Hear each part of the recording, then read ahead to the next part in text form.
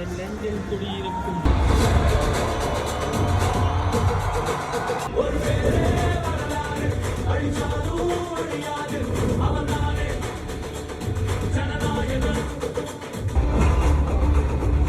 சிலர் ஆசைக்கும் பதவிக்கும் பணத்திற்கும் ஊரார் கால் பிடிப்பார்.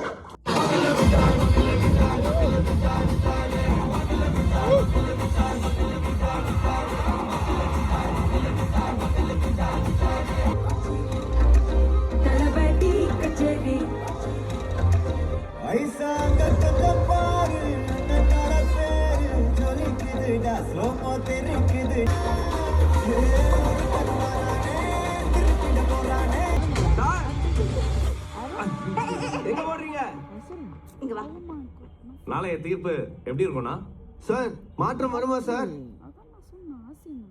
மாற்றம் வரணும்னா